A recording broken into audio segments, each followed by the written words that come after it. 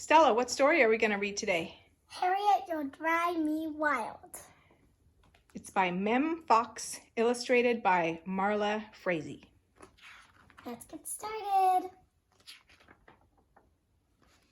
Harriet Harris was a picky child. She didn't mean to. She just was. One morning at breakfast, she knocked over a glass of juice, just like that. Her mother did not like to yell, so instead she said, Harriet, my darling child. I'm sorry, said Harriet, and she was. At snack time, she Dribbled jam all over her jeans, just like that. Her mother did not like to yell, so instead she said, Harriet, my darling child. Harriet, you'll drive me wild. I'm sorry, said Harriet, and she was.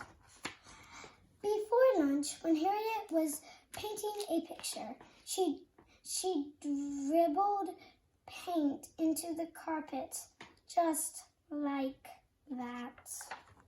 Her mother did not like to yell, so instead she said, Harriet, my darling child. Harriet, you'll drive me wild. Harriet, sweetheart, what are we to do? I'm sorry, said Harriet, and she was. At lunch, Harriet slid off her chair, and the tablecloth came with her, just like that. Her mother did not like to yell, so instead she said, Harriet, my darling child. Harriet, you'll drive me wild. Harriet, sweetheart, what are we to do? Harriet Harris, I'm talking to you. I'm sorry, said Harriet, and she was.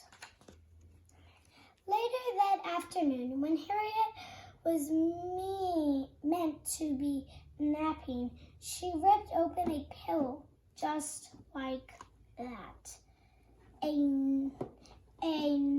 Thousand feathers flew in every direction. There was a terrible silence. And Harriet's mother began to yell. She yelled and yelled and yelled. I'm sorry, cried Harriet. I'm really, really sorry. Her mother took a deep breath.